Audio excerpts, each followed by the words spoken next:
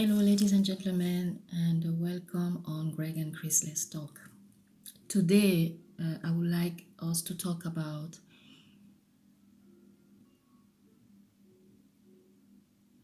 very serious issues.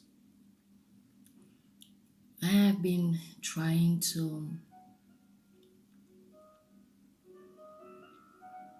I, I will not, I mean, I don't want to use the term avoid, but because it will immediately sound like indifference, and this is not the purpose. And I've been trying to evade this, to find, to evade the stress, the pain.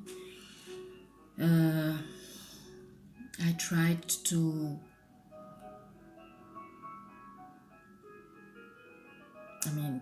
keep my mental health, safe, if I can put it that way. And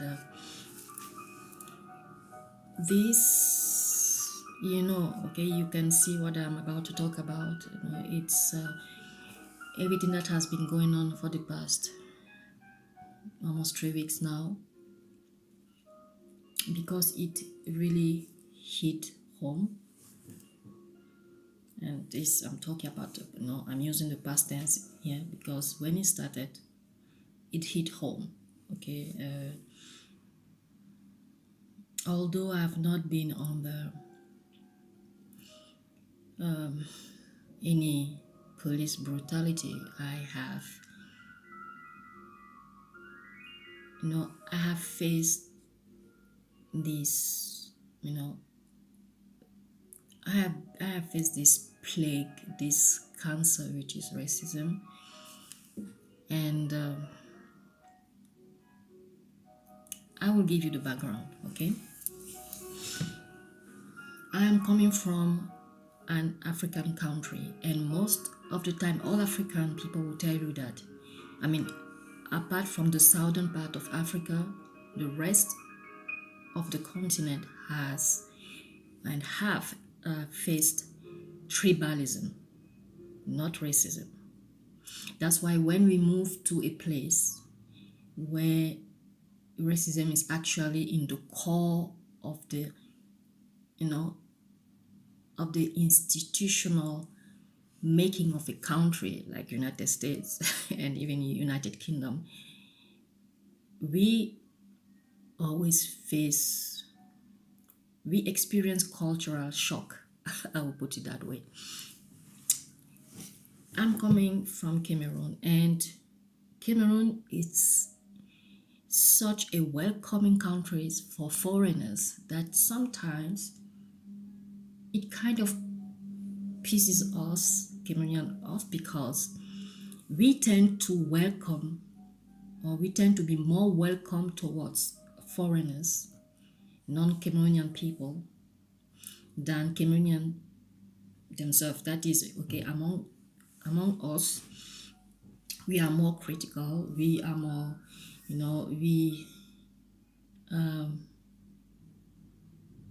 don't know if I can say we are less tolerant. That is, we roll the red carpet for all foreigners. This is a good thing. Okay, this is a good thing. But then when, as Cameroonian, we move to a country where actually there is racism, we are just like, gosh, are we so stupid back home to welcome people? And when we move to their own country, they are actually making their business to remind us that we are not welcome, that we are not part of their society, that this, that, and they are prioritizing their own people. This is actually what they are supposed to do, to prioritize their citizens, and then the outsider. But in Cameroon, it's the other way around. So you are welcome to travel to Cameroon.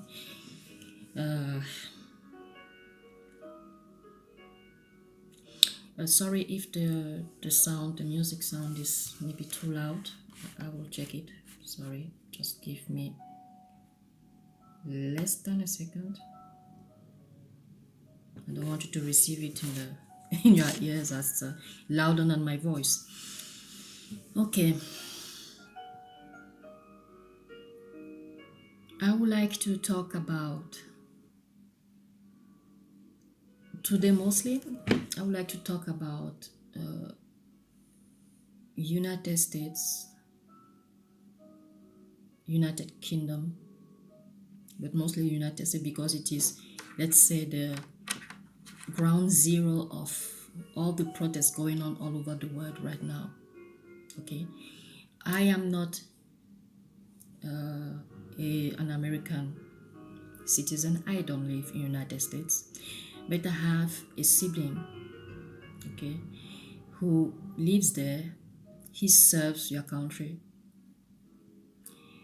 in two essential departments of your country, which makes me actually worried about his well-being in United States because he's a black man. And he is my little brother, my little blood brother, okay? So I cannot just, you know, as a black woman, as a human being, as someone who has a close relative serving in your country, I am really concerned because of all of this. So today, I've been trying you know, I've been working deeply on my mental health these past weeks. I have cut off many, friends, relatives, siblings, just because I wanted to be with myself and to work on my mental health. Because this thing that is going on in your country now, that is United States and United Kingdom, brought back many bad memories. I don't want to go through through all over those memories, but from time to time I might mention some of them. So I was, and I'm still really disturbed.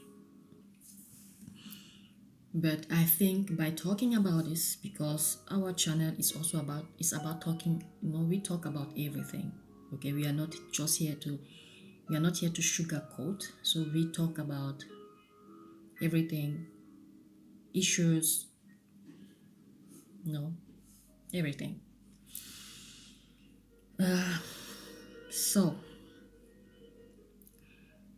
I would like to address what is going on, what is currently going on in your country, because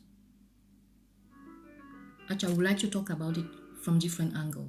Okay, I would like to talk about it from historical angle, from philosophical, political, social, legal angle.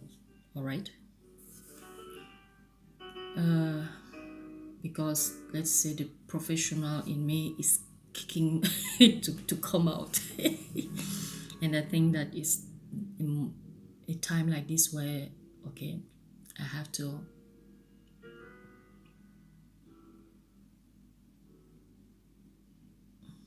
show up. So let's start with, I would like to combine the philosophical and the, let's say, the political angles together, because they work all together, whether we consciously know it or not. Okay, because the society derives from the philosophical thoughts of, although the term philosophy is as old as you can imagine. But this morning, I just woke up and I was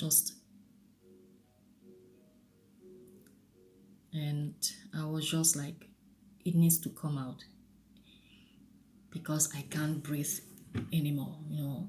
It needs to come out. Whatever I have to say, it needs to come out. I would like us to have this talk. And today is the 15th of June is my birthday. So I was just like, what better day to talk about it than today? I would like to, come brand new. So when I was in school, when I say in school, I will specify because I spent many years in school. So when I was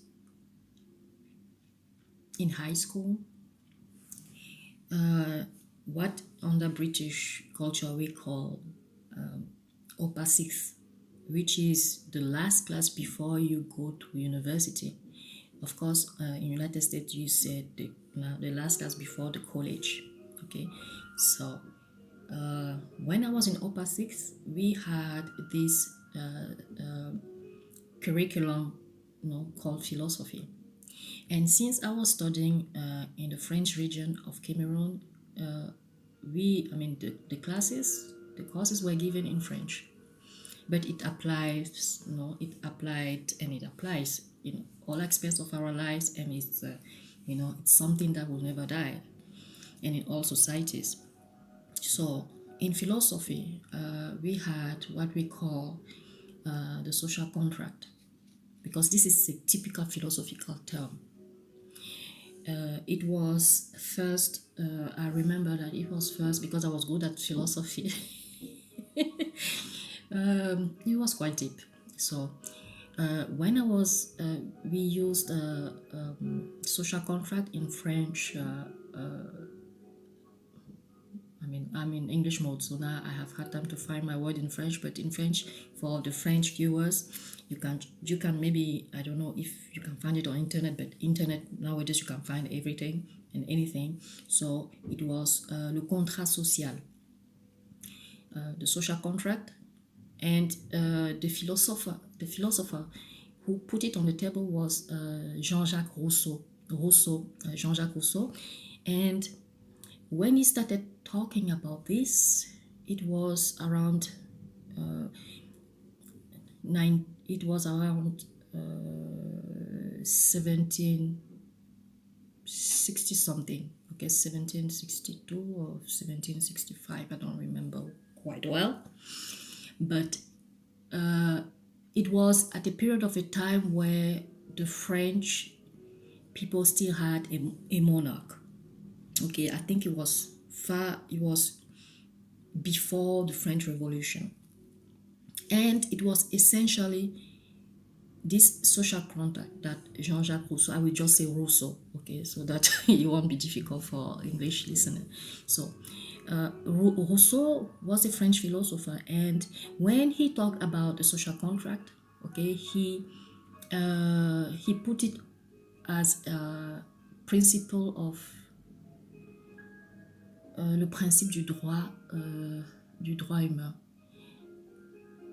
Sorry if I'm trying to remember how to put it in English, but it was the social contract or the principle of political rights. Yes. So the social contract or the principle of political right, which in French was something like le contrat social ou les principes du droit politique. That's it. So, and the idea and the thing is that when Rousseau talked or brought this topic, okay, in those days people were really disturbed about the way the monarchs were reigning, not only in Europe but mostly in France. And he put this because he wanted to find the best way to establish a political community. And this, he wanted to establish it mostly because he was looking for how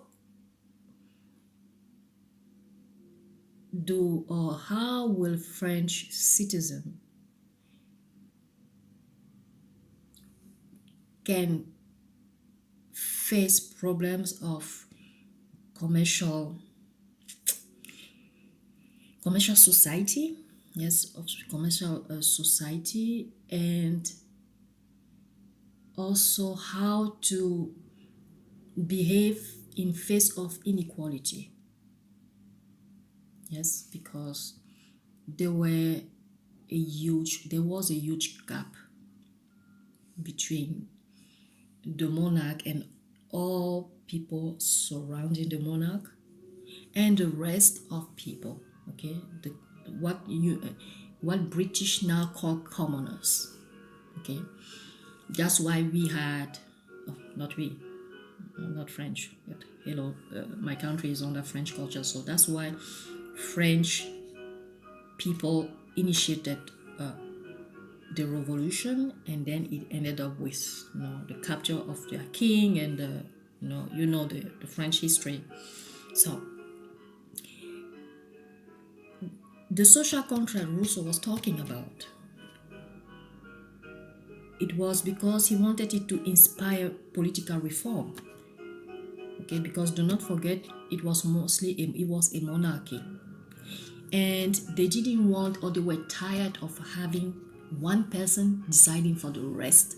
Okay, one person having all the powers in his hand and deciding for the outcome of the rest of the people. You see, they were fed up. So they brought this social contract topic. Okay, they discussed this, and if I, when I remember my, I mean, the history around. I mean, I remember my classes. Sorry, it was, I don't remember, more than 25 years ago, so I have to go back to my to my memory. So sorry sometimes if I hesitate. So when Rousseau brought the idea of social contract, people were against him. Okay, because when I say people were against him, let's talk about people who wanted to still be in the in the monarchy. Okay, with titles. Okay, with a kind of hierarchy, a kind of classism. You know, they, of course, that they were fighting for their self-preservation. Okay, they didn't want to turn the kingdom of France into a republic. Let's say it was quite understandable, seeing their privileges. So, but the rest, the people, because it's always like this, always a minority wants, I mean, fights for the self-preservation when the majority is living under despair and under discrimination. I'm still into the political and philosophical context. Okay, please try to follow me on this. So everybody, let's say all the minority, okay, of this monarchical whatever, okay, they were against the idea of a social contract because it was bringing the political reform. It was bringing revolution in Europe, but mostly in France. And the social contract was against the idea that monarchs were, divinely empowered, to legislate over the life of people. It's quite funny because when I'm talking like this, as if I'm talking about the United Kingdom, but hey, that's just the truth. That's why they are fighting still in United Kingdom for the survival of the monarchy. I mean, the struggle is real on their side. So, when Rousseau did that, he also said that only the people, only the people who are sovereign have that all powerful right, okay, to legislate themselves. So this is, let's say, I'm just bringing that philosophical part, okay. So when I say this, I also remember that I have, watched when the South African comedian Trevor Noah talked about social contract. I was watching, I was hearing Actually, it just reminded me of, you know, what if all these things that I've learned back when I was in high school, I mean, this all this philosophical thing. I was just like, wait a minute, I've heard it before, and I was just like, digging in my memories. And yes, he was talking about the social contract was broken and all this. Yes, that of course that it was broken. I would say that I'm just even wondering if he has ever existed. Okay, because when, and this will bring me to the maybe to, I don't know if I can, let's bring the historical part, under that. So he was talking, Trevor Noah was talking about the social contract which was broken between, those who signed, okay, and those who actually even had the idea of a social contract. Because do not forget, people, okay, someone had the idea of a social contract, it was put on the table, that idea was fought, okay. There were a minority of privileged people who wanted to keep the status quo, and you had a majority of people who wanted to have a better life, okay, based on equality, freedom, and everything that is inherent to human rights, okay, like education, which should be something natural, you know, access to the best thing that this life can offer, which is something natural. Okay? And then on the other side, you had this minority who wanted to keep the status quo because, okay, and then they started to find, I'm talking about that minority, okay, they started to find ways to self-preserve themselves. And the more I see it from afar, although I am part of the society, I just see as no history not only is repeating itself, but I think there is an urge or a request from natural, natural law, the natural law of the universe, to recycle, okay? Because I feel like there is a need of recycling, okay, of renewal. Not, when I say renewal, it's like a continuity thing, but no, that's not what I mean. What I mean is like, it's like it's like bringing things, or let's say making things brand new, okay. It's like the old word has vanished, let's start a new one, okay. Let's try to right the wrong things, okay. Let's not the wrong things, but let's try to make things right this time, okay. That's it. So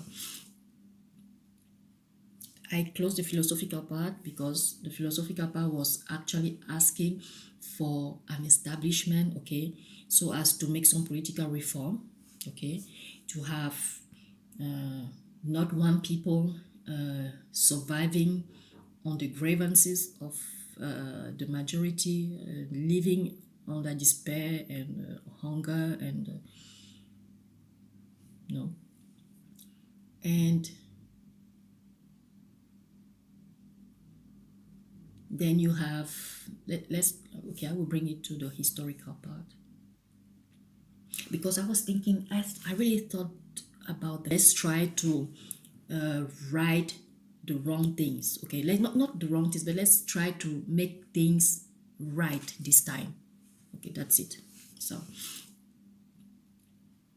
I closed the philosophical part because the philosophical part was actually asking for an establishment, okay, so as to make some political reform, okay, to have not one people surviving on the grievances of the majority, living under despair and hunger, and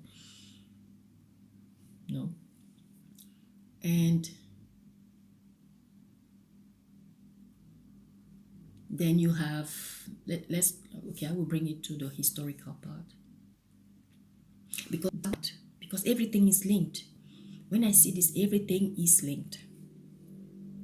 I thought deeply about the historical parts last week when I don't know if I can say last week. Yes, last 1st of June, okay, which will sadly be remembered as the day Trump, your president. Although I don't know why you call him president again, because if you remember in the history, at the end, people were not saying President Hitler, they were just saying Hitler. Okay, so I think that you should stop calling him president. For me, it's not presidential, but hey, that's up to you. So, Donald Trump,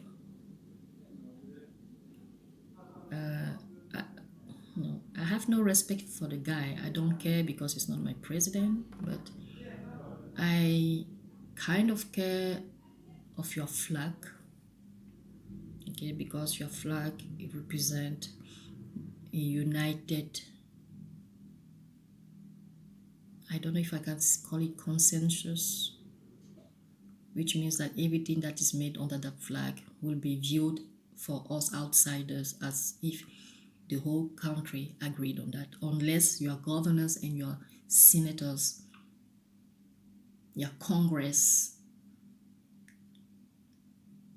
make it loud that they are against and they are taking necessary steps. But I will come to that. Until then, I have started thinking about the political and the historical part of whatever is going on now, based on the fact that Donald Trump, okay, I will say Trump because German had Hitler. At the point, people even forgot that he had the first name, so let's say Trump. Okay, so when Trump stood there with the Bible upside down, and this really made me think of the Nazi salute. Okay, it's sad, but for me, it was not surprising because I remembered the first time his first action his first political action was to come out of, the Green Treaty and to start turning against all the United Nations, okay, countries. And at that moment, when he turned the United States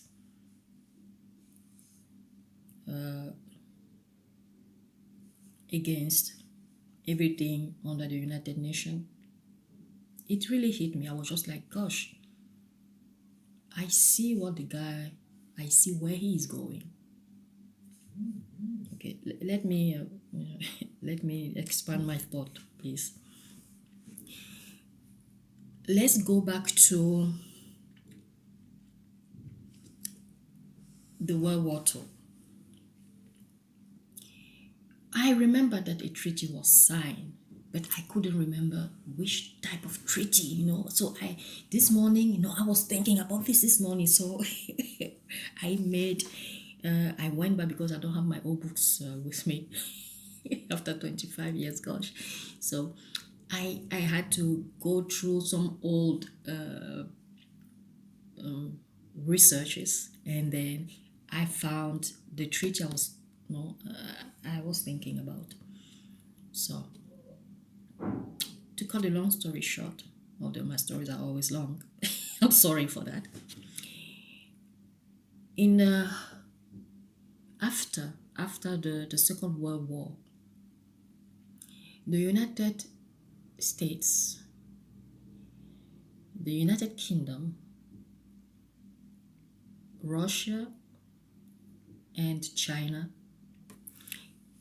came together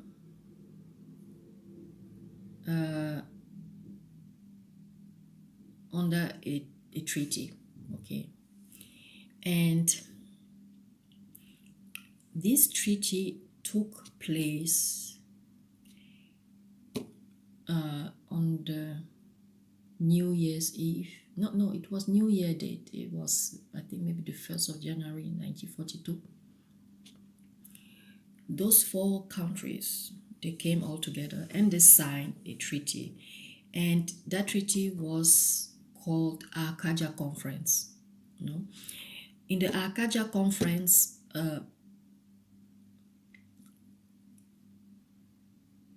they signed the first treaty that would be seen later as the United Nations Declaration. When those four countries signed the treaty, then the following day, I think it was the 2nd of January 1942, then 22 countries joined the signature. What was it all about? Because I think most of you will ask, what was the treaty all about? Okay. The treaty was mostly talking about the fact that, and you will see a little bit my thought. I'm checking my songs, I'm checking my music. I don't know, I don't understand why it is not, I can't hear anything.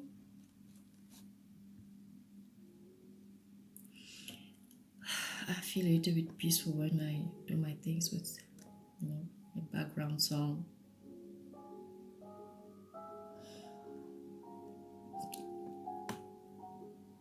I hope it's not too loud for you. Okay. So, the treaty itself, I will read the text. Okay.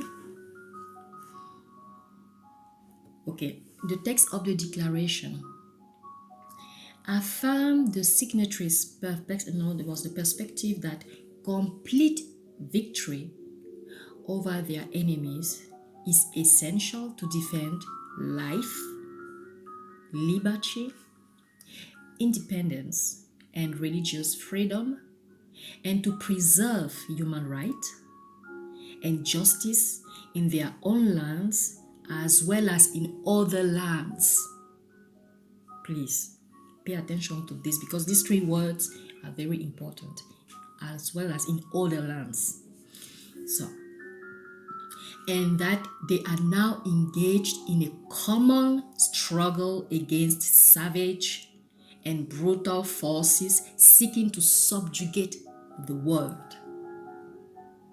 I will read it again.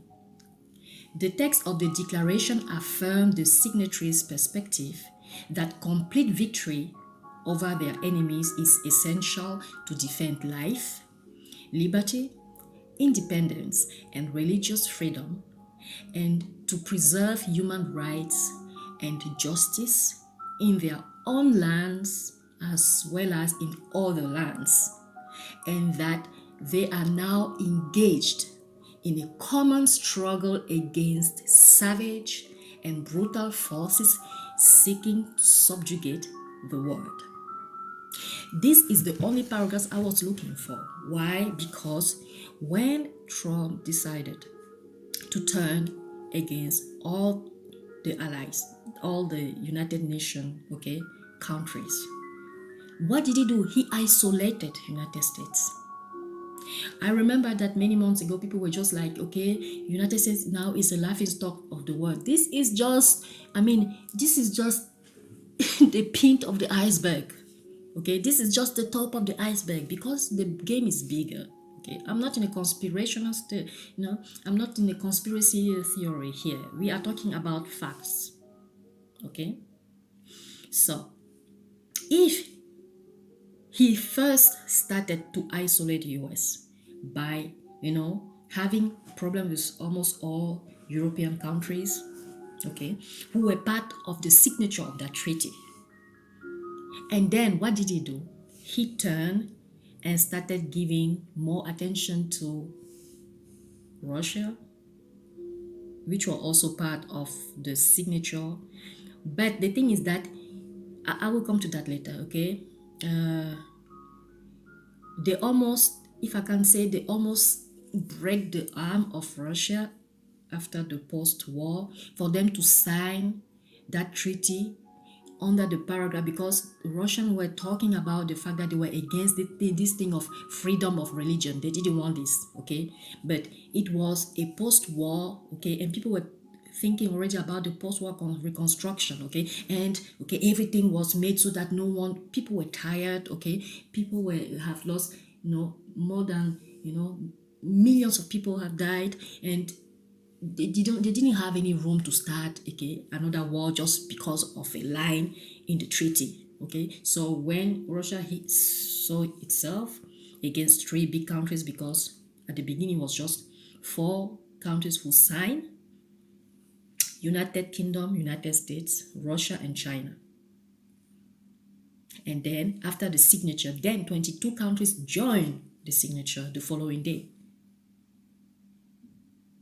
But then, by isolating United States and all the countries, Trump remains with Russia, who anyway was already against most of the most of the the requirement in the treaties. So they don't really care, okay, whether they are in United Nations or not. They don't care. And he turned also to North Korea. China already was fighting against the, because Japan and, in those days, Japan was wanted to conquer all Asia. Okay, it has always been a problem of, conquest. Okay, and China deployed its own army and all this, okay, because they had to fight against Japan. And in those days, of course, South Korea, North Korea, they were just little countries with no specific power. Okay, so they were not a big threat. But then, of course, the history. North Korea, they started being greedy with, you had the grandfather and then the father of the current South Korean emperor. I guess that's how we can call him. Because whatever we say, emperor will always be greater than king. So, okay, so they were greedy, more and more greedy. So now they established a new power, okay. And I am still in the historical context, okay. I just want you to follow my thoughts here. So if United States is isolated, okay, this also impact the treaty that they have signed, because that paragraph that I've read to you, okay, on a specific point of view, remember when they said, okay, in that treaty, that specific paragraph, that to preserve human rights and justice in their own lands as well as in other lands. What does it mean? This line means that if, in case, one of the countries, okay, who or which have signed the treaty is invaded or is attacked by, a foreign country, you understand, okay, or someone who is against the institution, the fundamental institution, recognized by the United Nations, if that country is attacked by such kind of person or country, then any other country part of the treaty can come as a help or an aid, okay, to help the citizen of that country. That's why when they said, okay, to preserve human rights and justice in their own land as well as in other lands. These were the other lands whose, let's say, government were part of the treaty. I will give you a simple example. Now, United States is isolated. Trump is about to send, because he will send, okay? He's just delaying, but he will send the militaries on the streets of United States. I don't want to scare you. I am coming from a continent where years of dictatorship have kind of made us more objective when we see the symptoms of authoritarian and dictatorial whatever regime. Yes. So when he will send the military, okay, the military on the streets mixed with mercenaries, no other countries in Europe will dare to send his own army to save Americans, because Trump has isolated United States from the treaties. At the moment that you breach a contract, why should I go to you if you don't need my help? By removing yourself from the treaties, you showed us that you don't need our help in the future. Why the treaty itself was saying that, okay, in case you are in need of help, or if your own people, your own citizens are in need of help, we have the right, based on the treaties, to come and help. So this thing was made with such a mastery that I know somehow, somewhere inside me, that this was not made by Trump. It was made by someone who is very good at chess. And the only person coming to my mind is not even the South Korean leader. It is Russia. I don't want to enter into the intrinsic part of, conspiracy thing, but this is, why do I say it? My first, I'm not even alleging. No, I'm just basing, no, I'm just tired of this word of alleging. I'm not a political, I'm even apolitic. I don't vote. No, I am not part of any party, so whatever or whoever is hacking or is watching this, don't even worry. I'm giving my thoughts online, but I don't care to die. Everyone is called to die anyway. Let's not be dramatic. So these are just simple facts. This is not a one-day thought, okay? It's not a one-day thought plan. It took several years, little attempts, okay, to see what will work, okay, throwing things to see what will actually catch. And I like the phrase that the former secretary, Mrs. Madeleine Albright, said a few days ago, that, okay, that Russian sentence that, it is always good to play with, to see, or to, let's say, to deal with a useful idiot, something like this. It is so Russian-made sentence. I have lived in Eastern Europe for many years, so I've seen how the politics works. Yes. I mean, we are not in a fiction here, okay? We are not in a reality, whatever. The useful idiot is there just to distract, but the real things are going on into your governmental system. The governmental system is being rotten now to the core. And this is just based on historical, maybe this thing, I don't know if some of you have paid attention to the fact he completely breached, he burned his bridges. I'm not saying that he burned the bridges of United States, you still have a chance, but in their own play game, they are sure that they have, see, even I understand why the Prime Minister of Canada could not even immediately give, okay, his opinion about that. People were just like, how he wanted to play dramatic. No, it's about diplomacy. Because you don't know how the thing will turn. Canada is not as if it was on another planet. It is just the neighboring country. So it is better to play it, prudently. Because if it turns out that, okay, it ends like I see that in my hand, in those moments, it will not be good to be neighbor to United States. In those, at that moment, do not forget, Canada has always preserved its neutral ground when it comes to things. Okay, they don't want to be, they acknowledge your presence, but they don't want to be part of your problem. Okay, they have their own things to deal with. Okay, sometimes it's good to live in ignorance. That's it. They have their own stuff to deal with. So, to come back to the historical ground, there is nothing you played here.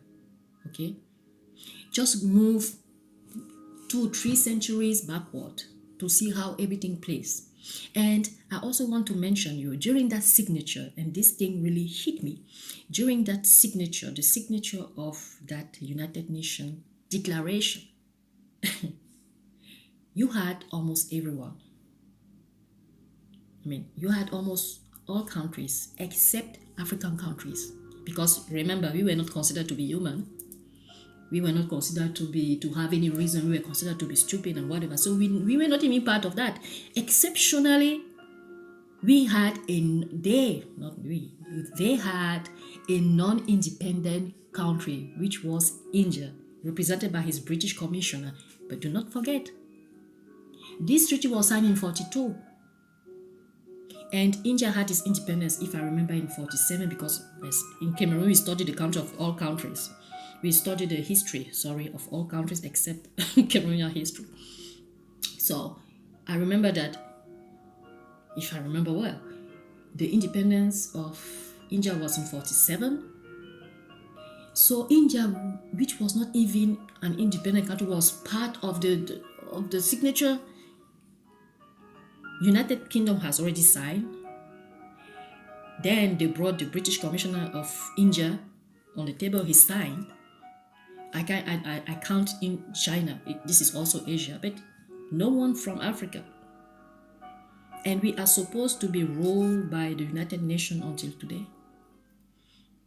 Do not forget, Africa in those days were considered to be a big cake, so they had to share. But this is another history for another time. Okay, let's focus on this. So maybe the sound is too loud. Sometimes shopping, like to play with my leg. I'm sorry. So yes, I mean, I'm just talking about things that I know that are burning my cells for the past weeks. So sorry if it doesn't make sense, but no, I'm just like, I'm talking, but let's say I'm thinking loud. And I try to put my thought in writing so as not to be completely lost, but you know me, okay? Sometimes I digress, but hello. I just put some little things so that just to remind me what I want to talk about, and then I'm going into the topic. So this was the historical part, okay? You see how whatever happens in 42 is linked to whatever is going on today. And this is just this is just for the historical and the political way things are being playing now. Have been playing out on the American stage. And it's like people are being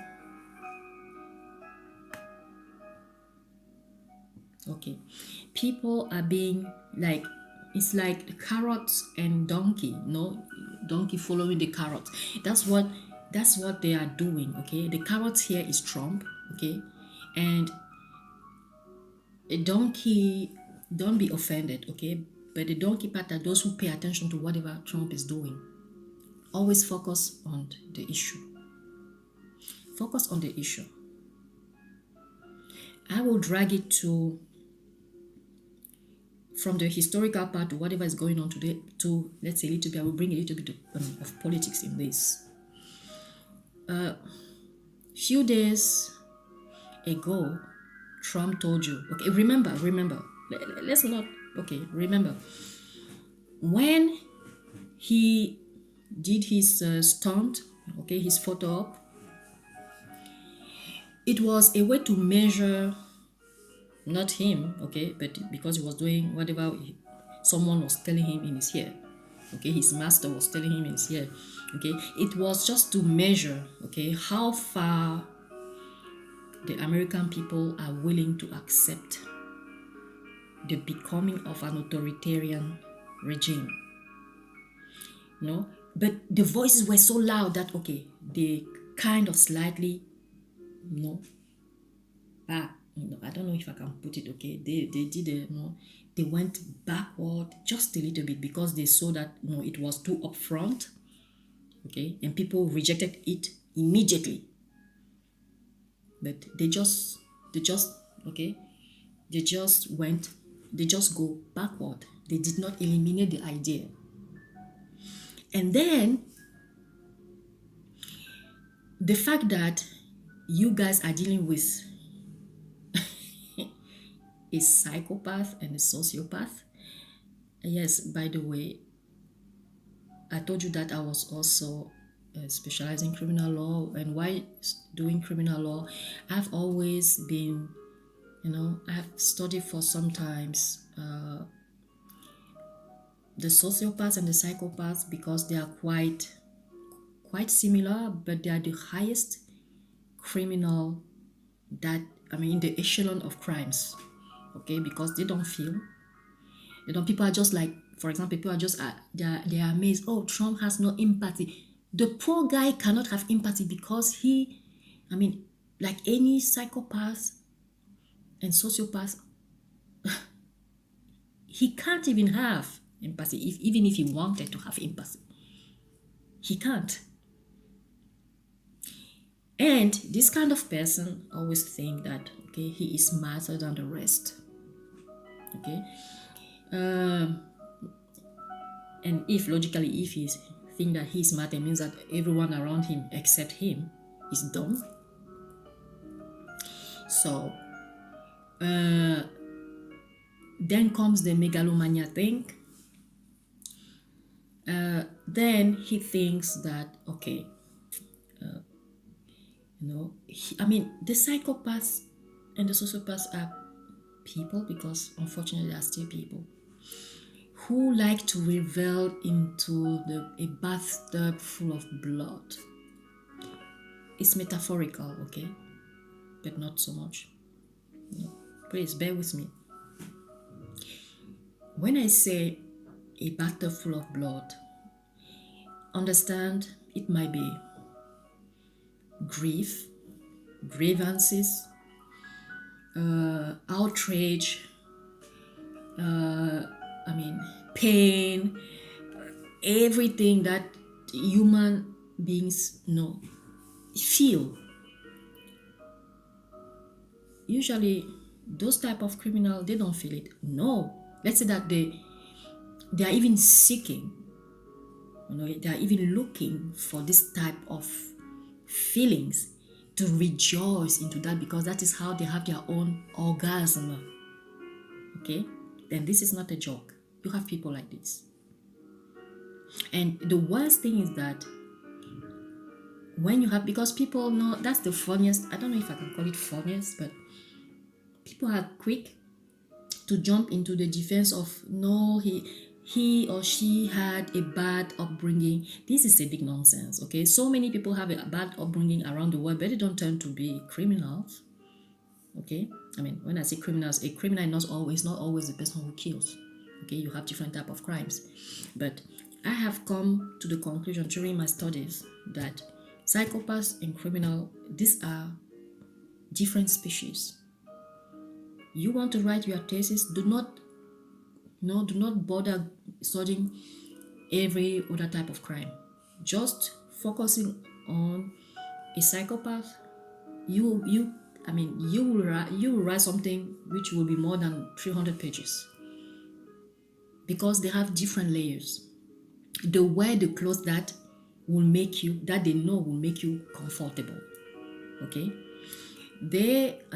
if I focus just on Trump, okay, he saw the backlash. He did not care about what people really think, but he was hurt that people actually did not rejoice. They did not rejoice, okay, when they saw what he did. They did not acknowledge how great he was. And this is a big slap on the face of anyone who thinks that he or she is smarter. Okay? And they or he, but I prefer to say they, because the person is just playing with some, let's say, rope that he found in Trump. He is just adding to that. Okay, so Trump is mostly a puppet now, but the person is using the rope that he has found in Trump, okay, to direct him the way he wants. Yes, for those who want to understand, you understand what I mean. So Trump, when he saw this, okay, he was outraged. Although no one will tell you this, I can easily see him, okay, breaking things in his office or in that room that mostly looked like a playground for him. And then something was so threatening that people around him had to drag him to the bunker. Not to protect him against himself, because okay, they are dangerous to the society but never to themselves. Okay, so to drag him into the bunker, and this, knowing that people saw him as a weak person, it was another big insult. So he had to come out, invent something, but say something, okay, just to cling to that little pride that was still remaining, because it's all about how people see him. And here I'm talking about just about Trump as a subject, okay, of science. I'm not seeing him as anyone ruling the government. He doesn't do anything. Okay, so when he defended himself, okay, it turned out to be he had some kind of, let's say, calm moment, okay, because this kind of person needs to have people around him tell him that he's doing well, okay, so as to keep him in that mental state of mind where he doesn't bring everything to the KO, okay. I can't even imagine how many times he wanted to press that nuclear button, okay, so as to make all his enemies in the country explode because this is okay, this kind of person can go far to that. Thank God the codes are not held, sorry, by one person, okay. Even if people are crazy around him, they won't go so far. So this, I might have been digressing, but hello, yeah, I just need to pour my head there for you to he will deal with that, I'm sorry. And then I think, now is what I think, okay, that he said, okay, it's like, okay, strike 2 for them, strike 0 for me. I will find a way to I have to reciprocate. Okay, I have to win this, because it is a game where he has to be the winner. He has to be the first. He has to be, and when you are the first, all looks or all gaze are on you. He has to be seen as the most almighty, powerful, whatever. Okay, put it as you want. So he thought, where can I do my rally? Okay, he chose, okay, and then people around him said, okay, no, you can't do it now in this context, in this environment. You can't even imagine doing a rally now. But the thing is that he needs a rally, okay, because he is dropping in his confidence, okay. He is feeling weaker, and this is not good. I can't even imagine people around him. It's not good for them, okay. So he needs this bath, okay.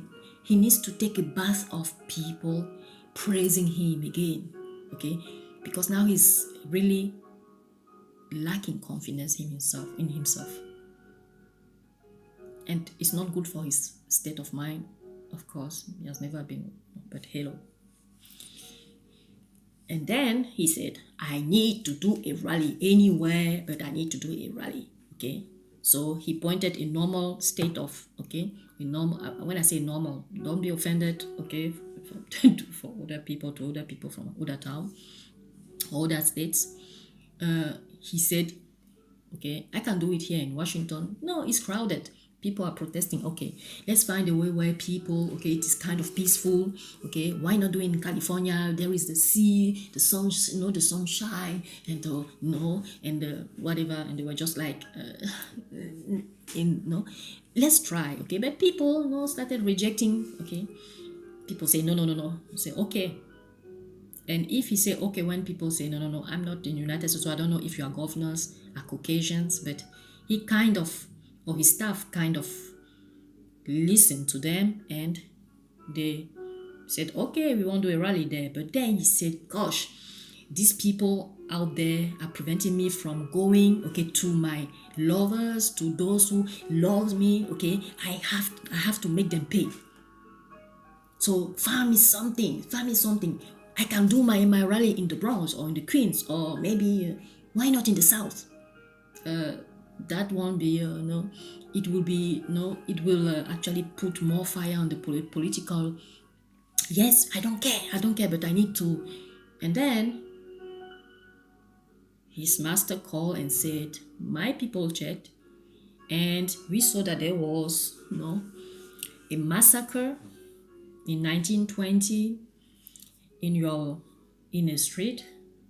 I mean, in a state which was what, Tulsa and Rosenwood and but Tulsa. Yes, that's no the. I mean, historically speaking, okay, the date is near, so try there. Oh no, why these are shithole places in United States? I don't want to go there. But hey, you want your army to be on the streets, and now the generals are saying no. Let's find a legal way to bring them on the streets. Okay? Yes, you might be right. So what do I need to do? Oh, you know what? Just pinch your nose. Okay, just pinch it and then okay, just go there and do your rally. And you know when you will be there, of course they will not cheer for you, but your people will cheer for you. And who are your people? Okay, the racists, the Ku Klux Klans, all the stupid guy with no brain cells. They will not cheer you from their TV. They will follow you in Tulsa, which means that we will have another form of Tulsa 2.0 with your own people on the ground, so nothing will happen to you. And he's just like, are you sure of that? Yes. If they try something, the army will come and wipe them out. This is another way to take revenge over this Black Lives Matter thing. And he's just like, yes, that's what I will do. Because guys, let's come back to this. Ask yourself, who will go and support him when he will be there? The inhabitants of Tulsa? Do you see Trump going to a rally with no one in the stadium or wherever he intends to do his rally there? No, he needs his mob. He needs those people cheering him up. And do you think that as stupid as they are, they will just go there with the Second Amendment that he kept chanting, yes, that he kept repeating that you have, the Second Amendment, let it apply. What do you think that will happen? His people will come with guns. I want to protect myself in case these people want to do something. I will protect myself. So we have a Tulsa 2.0. Just that this time we will not have the bombs coming from the American government, okay? Because the bombs were not falling from the street. I mean, from the trees. Sorry, they were thrown by officials. Let's not fool ourselves. But this time the world is watching, and they need to do something that looks a little bit legal. So what? They have never retrieved the Second Amendment, that the speech that he gave last time. You have the right to apply your Second Amendment. Which guy would just leave his house, okay, I don't know, his project without his gun while heading over to Tulsa, where people again will be unharmed like they were in 1921 or in 1920. I am not American, but I think that if most of you read or dare to read, they will learn a little bit more about their own country. I am not American, but it is as if I sit here, I will tell you a little bit more about your country, and this is not normal. This is not normal. I'm just amazed. The governor of that, or the mayor of, I don't know, Tulsa. Do they have a mayor? Do they have a senate? I mean, an official or governor in that part of the country surrounding Tulsa? Why is it that if they have, their official they have not rejected? Why have they not rejected Trump from coming, or preventing Trump from coming to Tulsa when the other countries or the other states of the United States have rejected? Why is it that they're just crying and they're just like, we don't want him here, we don't want him? What are their officials waiting for to say, no, Mr. Trump, we don't want you here, either on the 19th or on the 20th, we don't want you here? And it's just like, I want to come to and speak to the black and show them that, okay, they are close to my heart. Are you kidding me? It is written all over the walls that you are about to face a 2.0 Tulsa again. Because this is what will happen. He will go there with his stupid guys, and when they will start shooting, okay, they will say, oh, there were people on both sides, okay, and but on one of the sides, people were armed, and the other side, no one was there. But those black lives really matter. I mean, that is, when I think about it, I'm just waiting for a news informing us around the world that the people from Tulsa and their authorities and their officials have rejected, Trump from coming there. Just see it from another angle, okay? Trump goes there. Why does he go there? To tell, it's like, this reminds me of the Queen Mother of United Kingdom standing on the trashes of whatever have fallen in those days and to take a picture. Is it what Trump is doing? Going there to stand on the remains of the black lives that were lost in 1920 and say that, okay, I am on top, which means that white supremacy. Why something so obvious? Do not send you can still march, you can still carry 2 signboards saying Black Lives Matters and we don't want Trump here. When he says that blacks are close to his heart, as a psychopath, he doesn't have a heart. I guess he wished that he had one, but he doesn't have one. He cannot do anything about that. The worst thing is that for someone who was born privileged, okay, privilege because of the color of his skin, privilege because of his social background. I mean, he knows no limit. This is no more the time for tears. When I say for tears, it's just like I will take it back. This is no more the time for sitting and talking, marching, making your voice louder, knocking on the doors of your officials, harassing your officials through petitions, sign that you don't want him there. Why is it that just a simple call in other states telling him that he's not welcome stop him from being there, but you are crying that you don't want him there, but he will still come? Why? Because he doesn't care. Why will I go to a place where I know that people do not want to see me? Because I intend actually to create troubles. And then he will say that his people wanted to defend him. That's why they shot in the mob. I mean, why? Because just seeing people screaming, crying, this is what makes him alive. I don't have any PhD in criminal psychiatry. I have studied it. But what I can tell you is that, gosh, guys, you are heading over to a bigger problem. And this is what they are actually looking for, because in those moments, the military will be forced to intervene. What's the point? I thought about so many ways of stopping his mob from coming. Maybe we were told, yes, that every governor has a state guardian or state guard, I don't know how you guys are calling them. Can they put those people in the borders around that town or that black district, so that those people will prevent those law enforcement will prevent the MAGA people from coming in because they are not coming for goods. And you might be sure that they will not come empty-handed. They will not come empty-handed.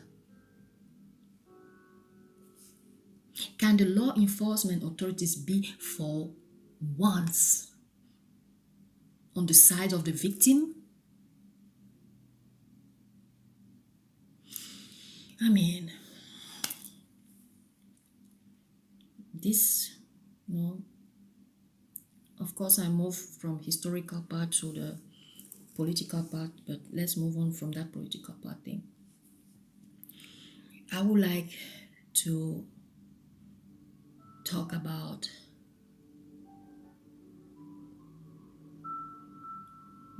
I don't know if I would like to talk about maybe the social part.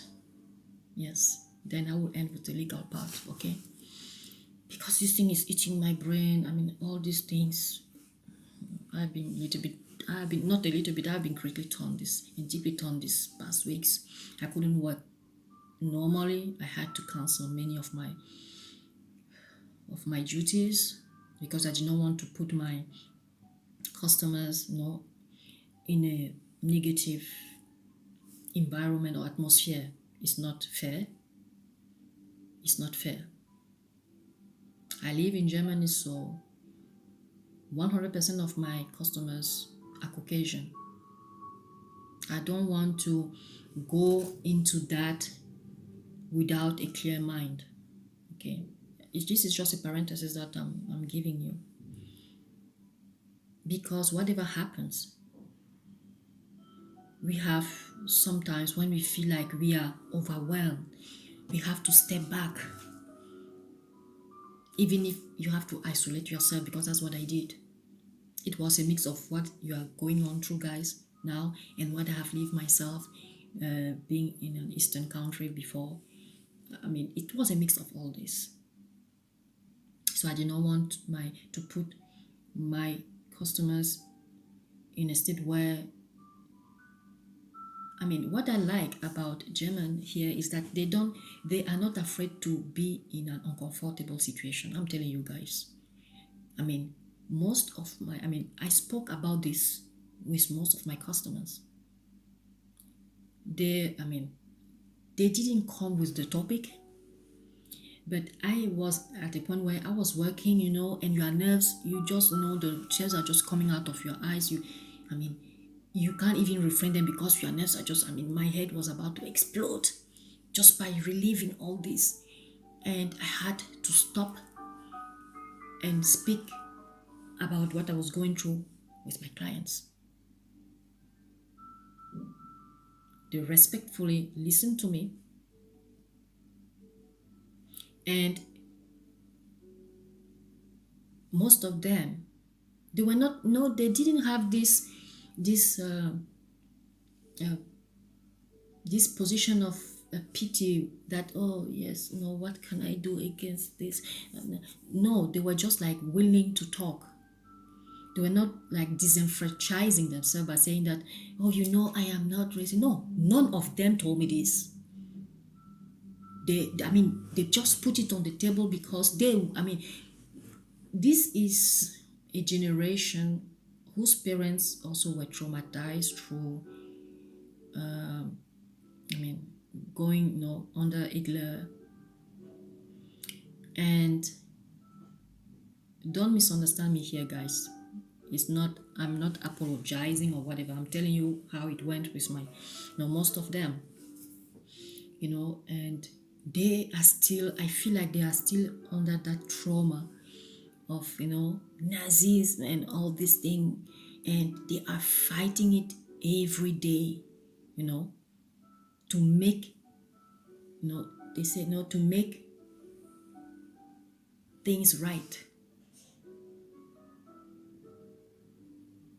The only moment, because there was a moment, the only moment I faced racism in Germany, after just 6 months of coming to this country, it was in a company where 85% of the employees were from Eastern Europe. And I was the only black, male or female combined. I was the only black in that company applying.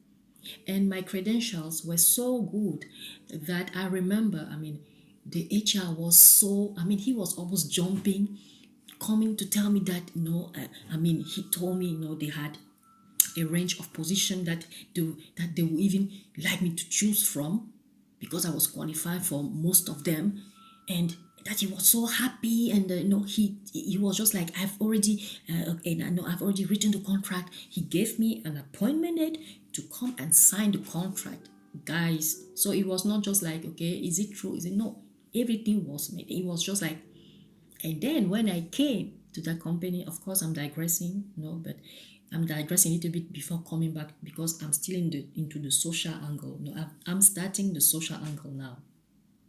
Okay, so I was, I went there, okay, and the boss. When I say the boss, it's actually a big German company, but dispatch around the country, which means that they might find their regional manager not actually a German. Okay, so the regional manager might have seen me, that who is that? He called his HR, the guy who, he, so he already had the contract. Okay, he put it on the table and he told me that that two other people from the committee will come and talk to me, okay, about my not advantages of work, my work, bonuses and all those stuff, okay.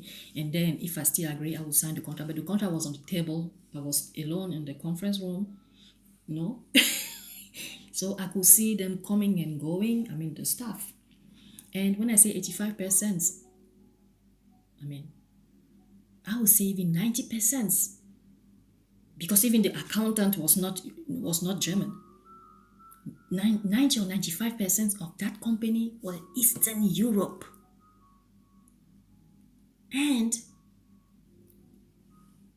then after a while, the HR comes back and he was so embarrassed. I think that if the guy was even a 3-year-old child, he would have peed on himself.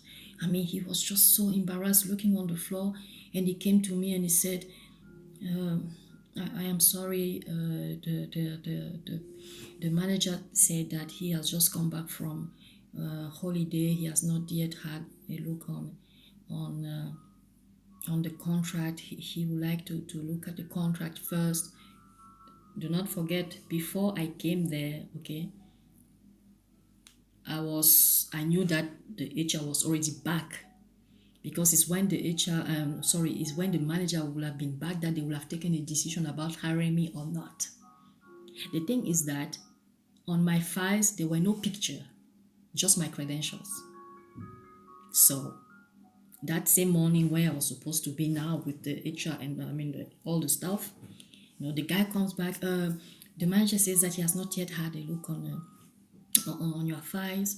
He will have a look. He will have a look at it, and then we will call you back. I'm so sorry to have made you come from so far. And so he was so embarrassed. He was written all over his face that he was about to lose his job.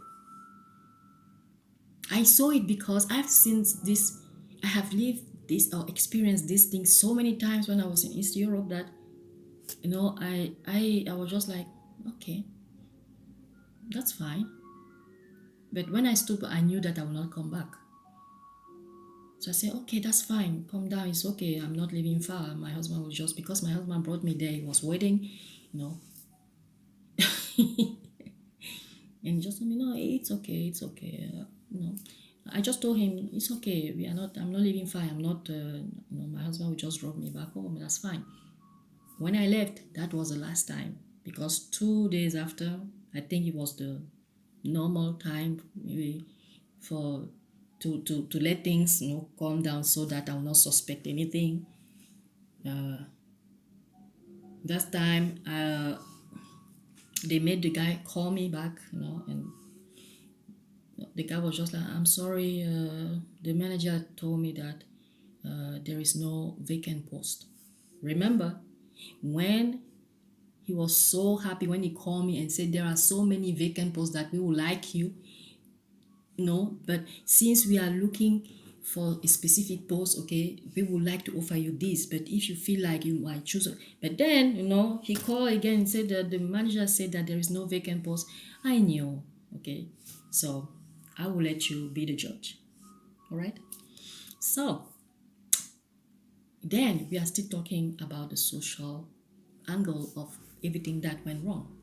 Why do I put this under the social aspect? Is that now comes the big topic, that embarrassing, uncomfortable topic that people who have never experienced it are actually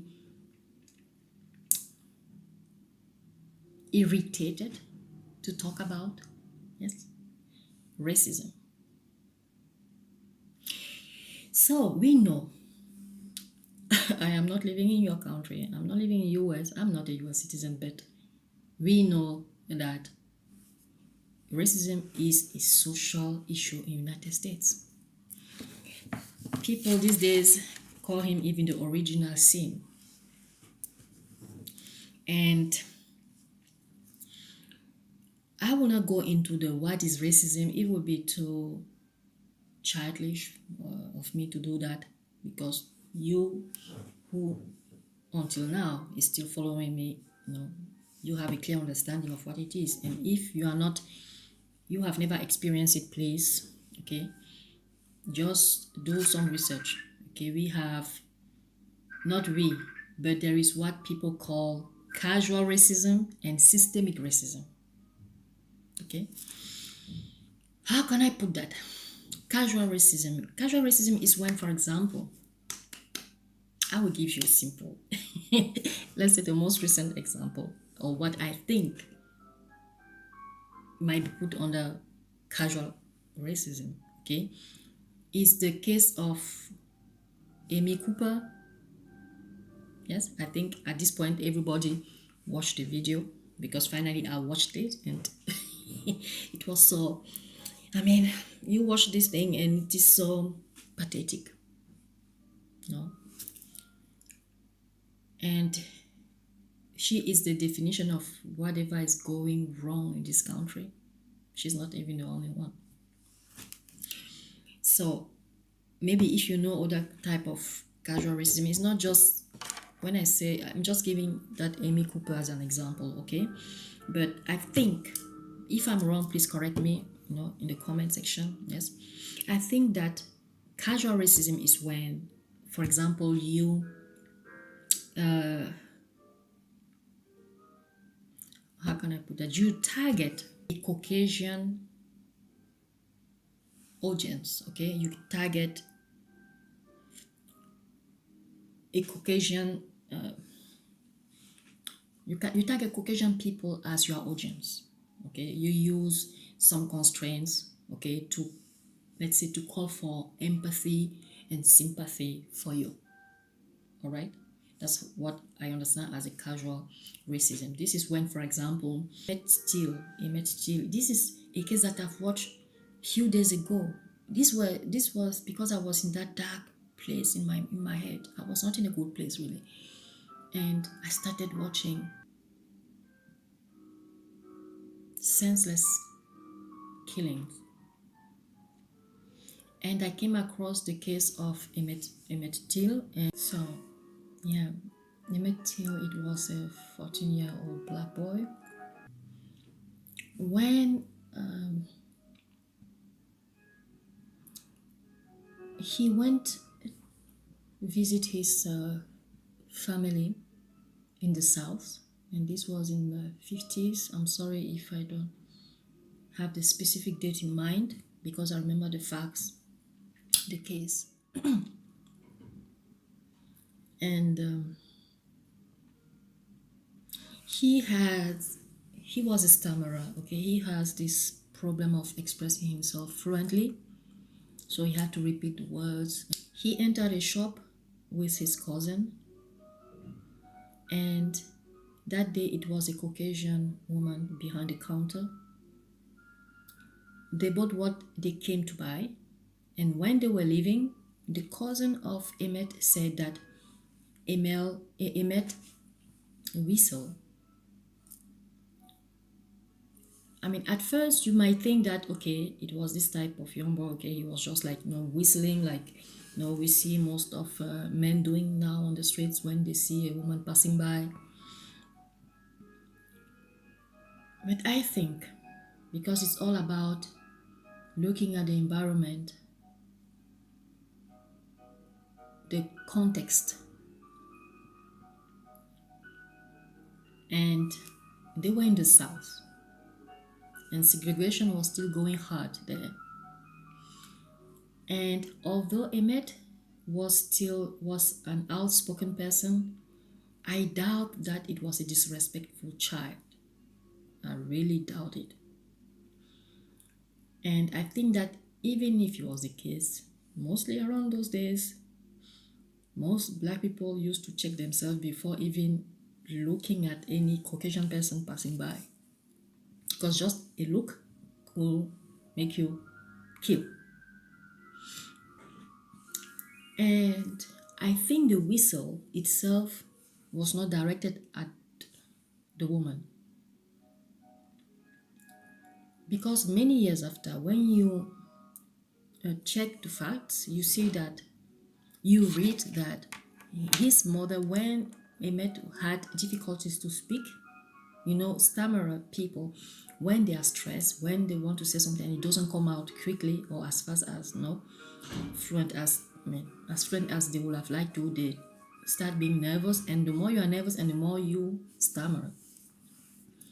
And I think that he wanted maybe, okay, this is just my thought. I think maybe he wanted to say thank you, ma'am, but it didn't come easily. He even kind of stuck in his throat. And his mother used to teach him how to, so that when he has this problem, he should whistle, okay, kind of maybe to calm down his nerves or whatever, and then to speak. So he whistled, and his cousin just dragged him, that guy, At that moment, his cousin knew that, because when he whistled, that woman didn't even let him speak. She was just like, "You whistle at me," and and I think the more she was screaming, the more he became nervous, and nothing came out.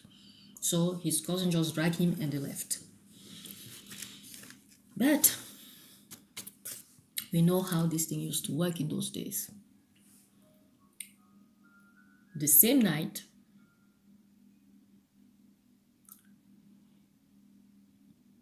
this is his family telling the stories after the story after. Men came to the house. I'm sure that there was a black man there. Either one or two, but I'm sure that there was a black man there.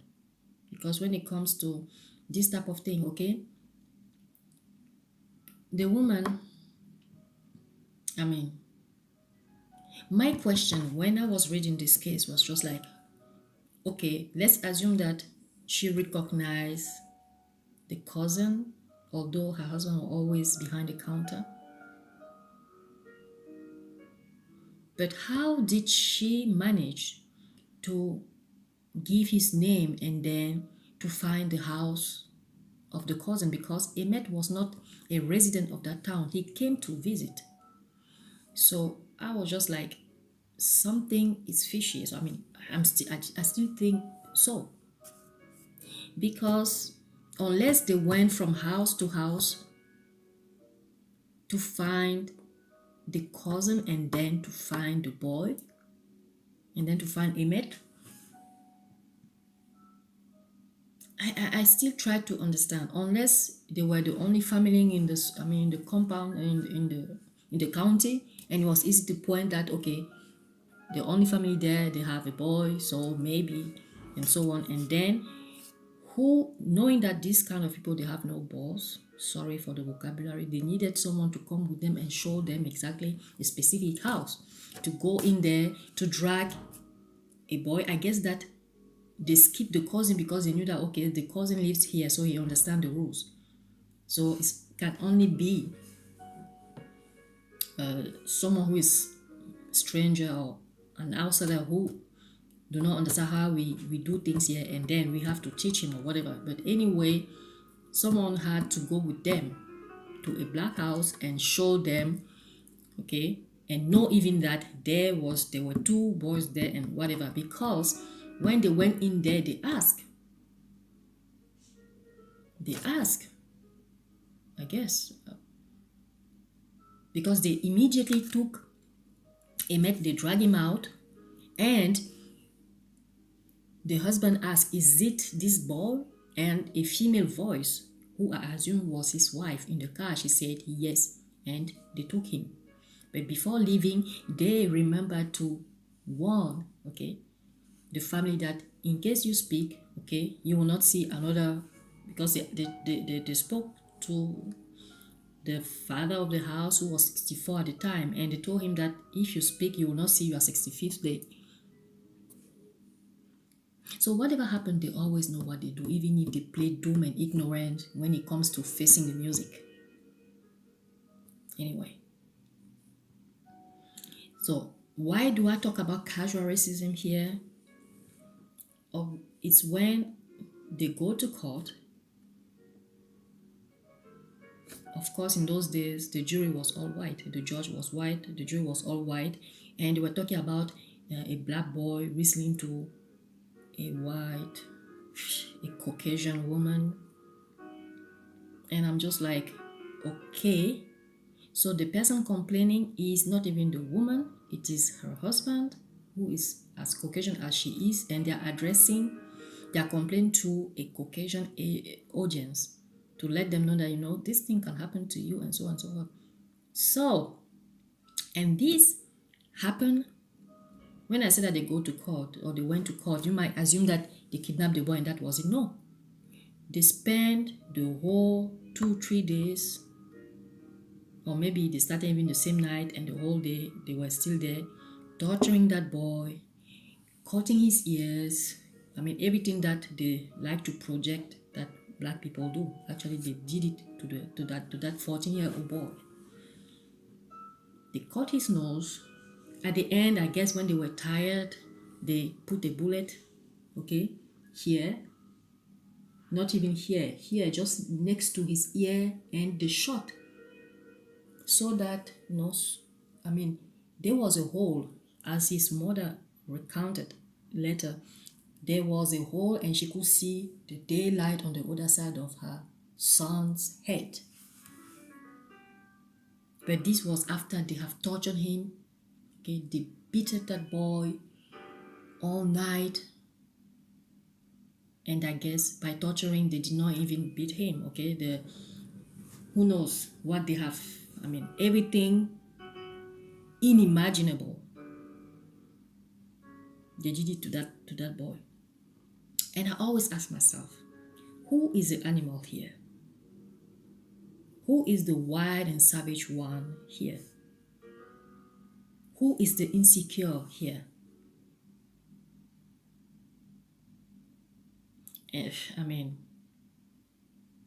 After doing all this, the charge, I guess it was the same black man who showed them the house. They charged him to go and dump the body of the boy in the water after, putting I don't know what around his neck so that he can just go, in the depth of the water and will never come up. And then after the trial, they tried to just like as usual bury the case. That is to bury the boy so that in the same town, the mother said, no, I want the body of my son. He is not living there. He's living in this town. I want the body of my son to be exhumed. So there was another battle for her to have the body of her son. But finally, they had to concede, and then they gave her the budget of her son. And when she saw, she said she wants the picture of her son plastered all over the newspapers.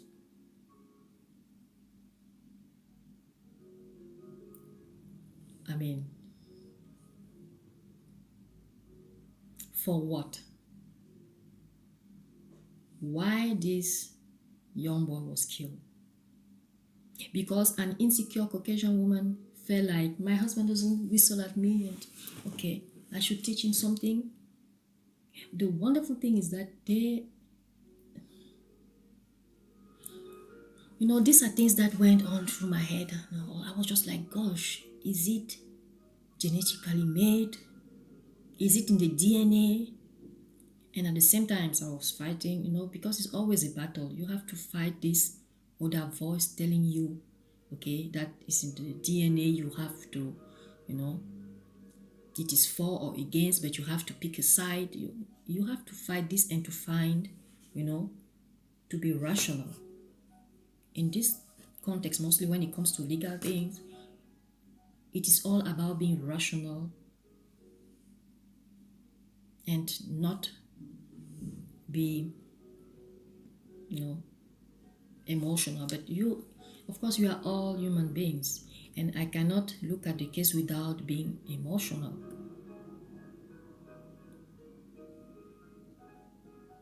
I always tell myself, if an eye for an eye was applied,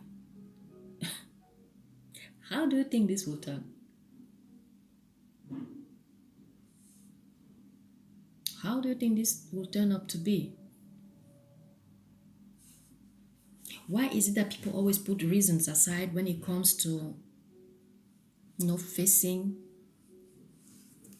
I even told myself, oh, it comes from the fact that, under United Kingdom Empire, they had the poor people working for them, and then those poor people were tired of working for them, so they traveled to the New World.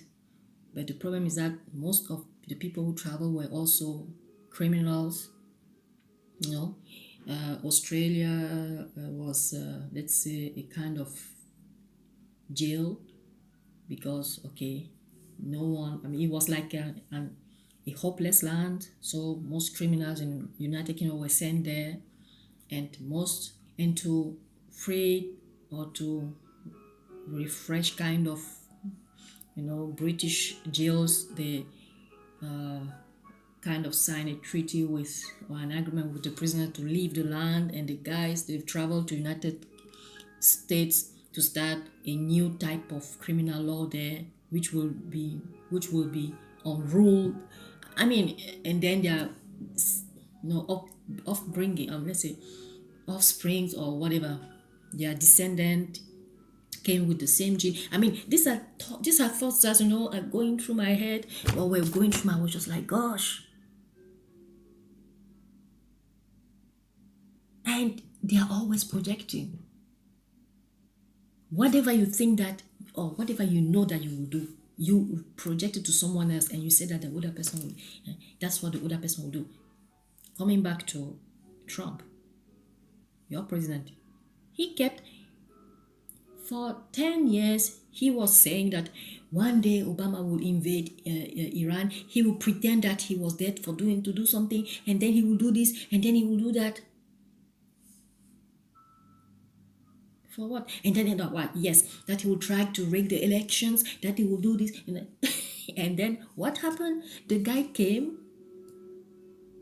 he became president, and is actually doing what he accused his predecessors of doing, and that his predecessors never did. Always projecting. But anyway, let's not talk about the carrot, because we are not donkey here. Okay? So, let's come back to the casual racism. So I thought that, for example, the case of Emmett Till was a casual racism. Okay, the husband, knew that by addressing being white, it is an automatism. Being Caucasian with a Caucasian judge, in front of a Caucasian audience talking about the almost attempted rape, let's say here, whistle, which was of a Caucasian lady, assured you 300%, if not 1000%, of the fact that you'll be freed for torturing, killing a 14-year-old boy. Just that assurance, that assurance of your privilege. This is what I call casual racism. Now, please correct me if I'm wrong. Please. There are so many instances of casual racism. You have, for example, this Amy Cooper calling. She knew just by the voice of the dispatcher that she was addressing to a Caucasian person, and by playing the desperate Caucasian woman being harassed or maybe even be raped at the moment she's calling by a black man, would play in her favor. Why? Because she knows her privilege. That's what I call casual racism. Now you have this, and you also have systemic racism. And systemic racism is something that I have heard a lot these days in the black community protesting on American streets, in American streets. And I tried to find out what is exactly systemic racism. Systemic coming from the system, which in our case is the institution. Okay, when you talk about a broken system, you're talking about a broken institution. You're talking about what makes the core of an institution, or the way an institution is being run out or managed. That's how I understood it. So systemic racism is also institutional racism, which means that all industries, all sectors of life are being targeted. Why or how? This is when discrimination is being applied in all sectors of life. Okay, discrimination in education. We have heard a lot that education in the United States, there is a big social gap, or disparage between Caucasian education and black education. This is so obvious. Okay, I remember maybe from time to time, okay, sorry, bear with me, I go back to my memories, or the memories of my grandparents in Cameroon. And I like to emphasize on this, regardless of what you have read on Wikipedia, because like I said already, Wikipedia is not a divine website. It is written by men like you and I. So I'm coming from Cameroon, and Cameroon has never been a colony. We have signed a protectorate with Germany in exchange of them protecting our borders, because in those days they were slave traders and we did not want any invasion. So we needed a strong, a strong power to protect our borders. And in those days of slavery, they didn't do slavery, but they were dealing in trade, and they needed a German economic capital, okay, in Africa. And then Cameroon offered them this platform in exchange of the protection of their borders. That's how we signed the protectorate, coming from the word protect, or protection of our borders. And then after the Second World War, when during the treaties, they signed so many treaties, okay, the Allies, there was what they call trustership, which means that all countries, either under protectorate of Germany, okay, or maybe, I think that German had one colony in Africa. please correct me. Maybe there are some African listeners.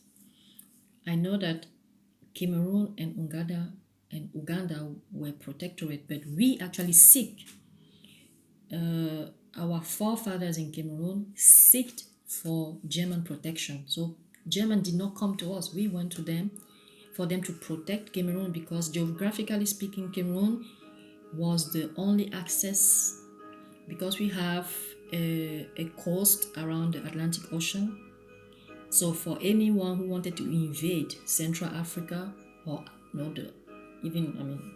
many parts of Africa, they had to they needed an entrance, and Cameroon is strategically well located. And we didn't want that, so that's why we asked for protection.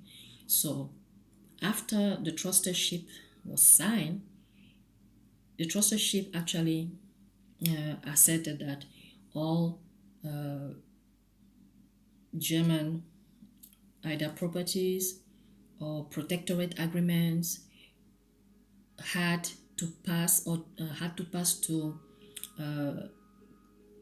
two main countries in Africa because those two main countries had more colony. How come? France and United Kingdom were the only two big powers in Africa to have more than three colonies. Okay, and the thing is that when it came to the case of Cameroon, Cameroon had a particular case in Africa, so no one could claim Cameroon as a colony. So that's why the United Nations did not send one country to help us being to help us being autonomous, because that's what the word autonomous, okay, to do things by ourselves. And when this thing happened, France wanted to come alone, but it couldn't work that way. Why? Because next to Cameroon you had Nigeria, and Nigeria was an English colony, a British colony, and for United Kingdom there was a threat that France might want to invade Nigeria. So the United Nations decided that, okay, what we'll do is that United Kingdom and France will help Cameroon to be autonomous from the German influence. The German were already defeated, but everybody in Cameroon spoke German, and this was not acceptable, mostly in Africa in those days, when German have been defeated already. So they were charged to kind of, let's say, wash brain us from the German influence. That's why United Kingdom decided to take the part of Cameroon linked to Nigeria, so as to always have a look to its colony, which was Nigeria. And France took 3/4 of the country because, yes, it was linked to his colonies around Cameroon, which was Chad, Central Africa, Congo, Gabon. So all the countries surrounding Cameroon except Nigeria were French colonies. So they were supposed to help us, autonomous. So that's why the trustee agreement was signed.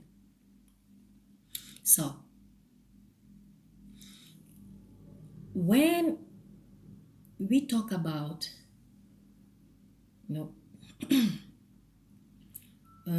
systemic racism, is when I would take the example of education, because that's what brought me to talk about Cameroon example. French people never swallowed the idea that Cameroon could not be a French colony. This is something that I think until today is still in their throat.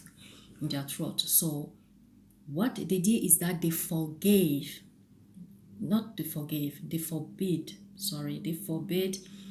all Cameroonians from using books, notebooks. I mean, in those days we did not have notebooks. It was mostly a little, blackboard, ardoise in French. It was a little blackboard. You had a chalk, so children were writing on the, to learn. So you were forbid to to read, to write, because knowledge is power. And if you could read, it means that you could also not only read whatever they could write, but you could also testify, maybe in years to come. So they also forbade, sorry, I brought to Russian in that. They also forbade our grandparents from using dialects. So everybody was obliged to speak French. And you see, this was already systemic racism, discrimination.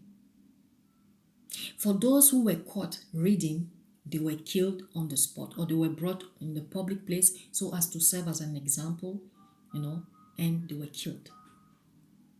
What French people used to do is that they used to kill you and then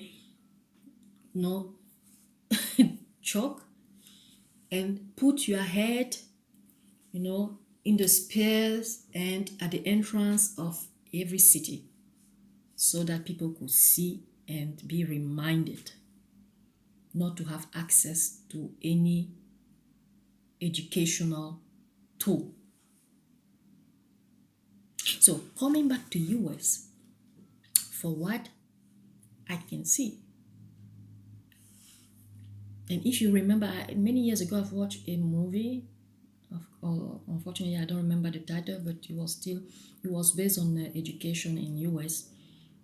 The books, people did not have access to books, and the books were, when they had access to books, they were so outdated and not of the time that when you were asking for books, they were burning schools. Okay, you don't need books anymore. At the same time, of course, Caucasian schools used to have books renewed and all this, but you see,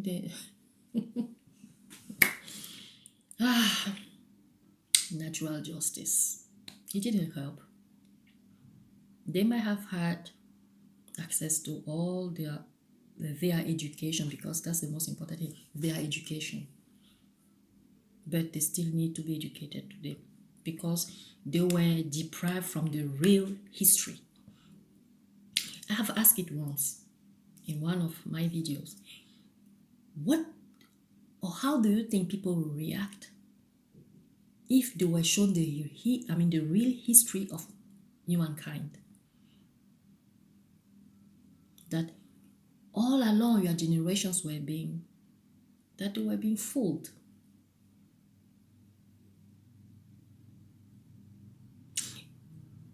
The only positive thing is that, for me, in this, is that minority has always been like this. They did everything to always be united for the common goal of their self-preservation, while dividing people around them to be the only one in the middle, being united as a fist.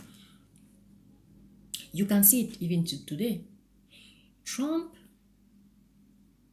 maybe I would say you are president until when you are disgusted, you go and vote, okay? Your president has committed all crimes in the book that any president with common sense will not. But he was freed by his peers. He could even rape, I'm sure that he can do that. Maybe this will be the next level after, everything, after he will be crowned Emperor of the United States. But until then,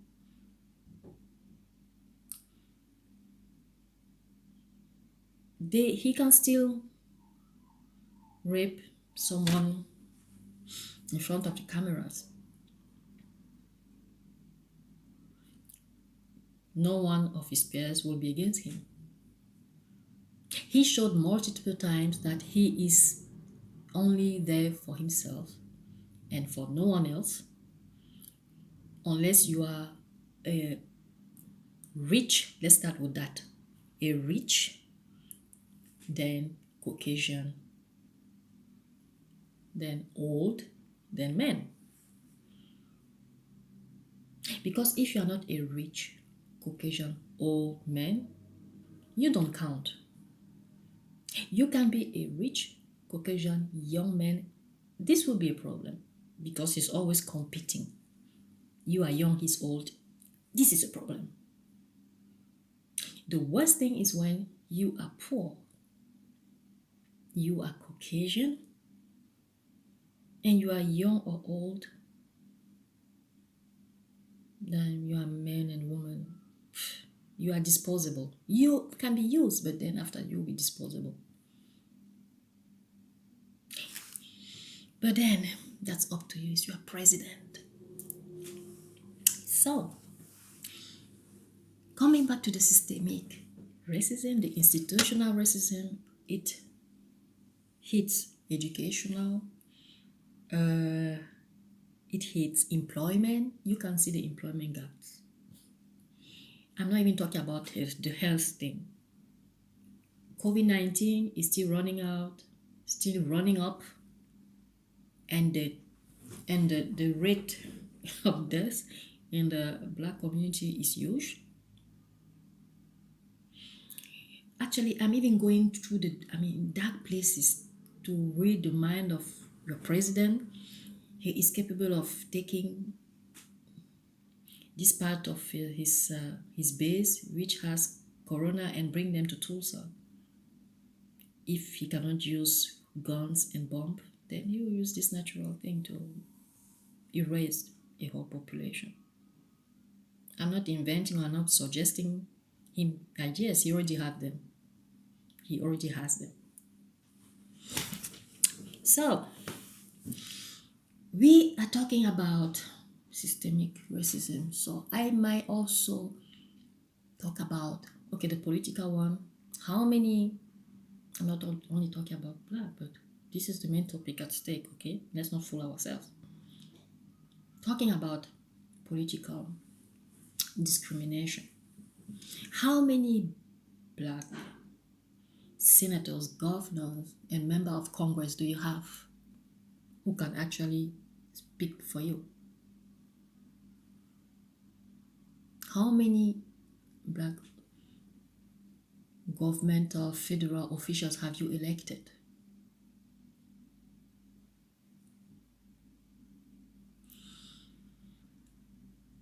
I'm just asking, but I will leave you with the dots. I'm not even talking about criminal justice. The discrimination is huge. You saw it. You saw many cases of people. I've read recently on one of those Instagram Black Lives Matter pages. A man who stole $9 was sentenced to life imprisonment, and he has been in jail for 38 years now. For real. You had the case of two boys, one Caucasian, another one Black. The Caucasian was 19 years old, I guess, and the Black one was 21 years old. None of them had a previous criminal record, but they did maybe a robbery, I don't remember. Then the Caucasian young man was sentenced to 1 year or 2 years, and the Black one was sentenced to 20 years for the same crime. You see how disparaging it is. You have, when I talk about the discrimination on criminal justice, it is also part of systemic racism. For you, Black people cannot have nice things.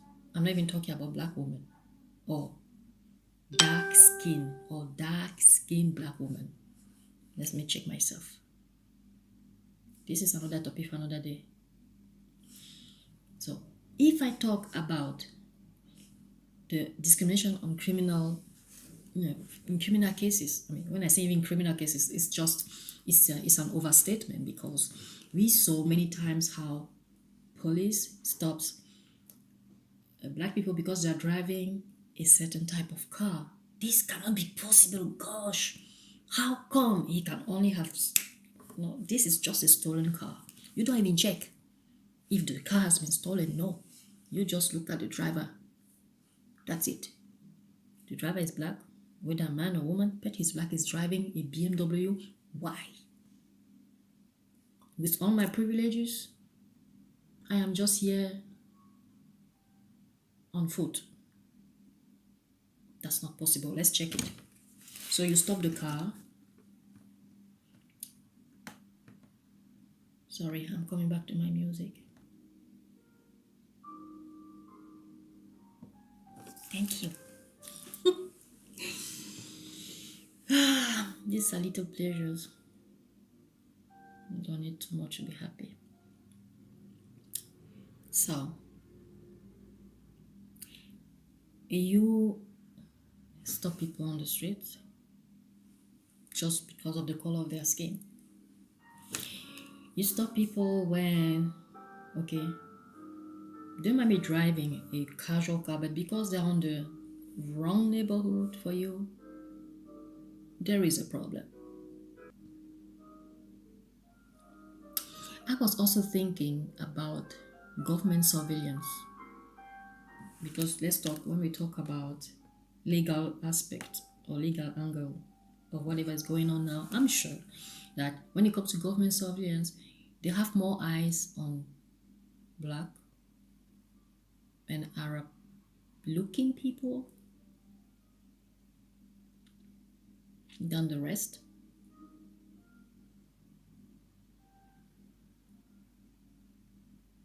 I'm sure that they don't even last one. I'm sure that they don't even last 1/4 of a second on a Caucasian silhouette or face. But hey, I'm just talking. Let's talk about immigration. When, if you look at the immigration laws, throughout the years, I have seen documentaries with immigrant being dragged, packed, sometimes wrapped in a kind of aluminium paper on board of a plane. The common denominator of those immigrants is that they were not Caucasian, but you have non-black immigrants. Yes, in United States, I'm sure that you have a northern, eastern. I mean, I'm sure that you have European immigrants. I'm sure of that. But why is it that why your first lady, she's an immigrant, maybe less well spoken than most of the immigrants, but still, you don't.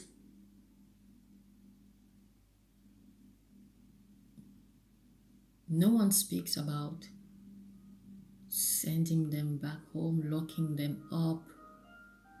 These are just so ignorant comment that I'm just like, even the person who is saying that lock them up, you are an immigrant. So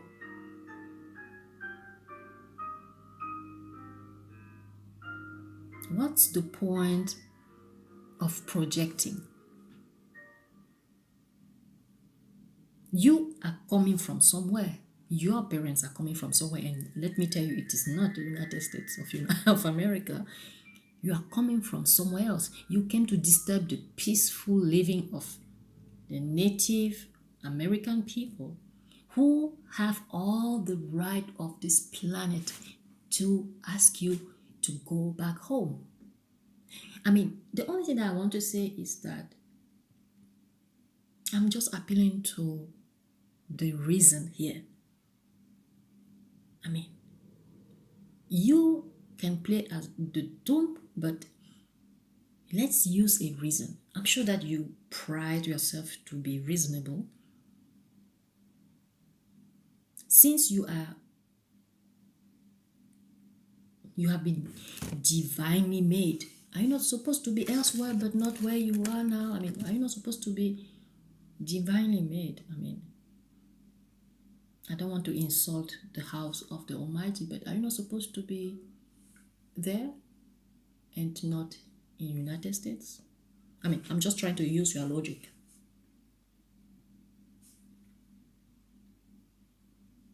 And you like to talk about, yes, it is, based on the natural law. Okay, I'm supposed to be over somebody else. Based on the natural law, you are supposed to remain in your environment, and your environment was not United States, it was somewhere else.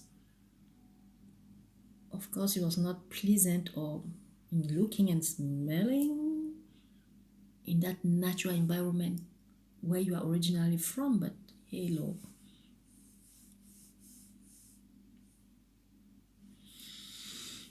Okay, so these are systemic racism. This is what I think are also systemic racism. When you target a specific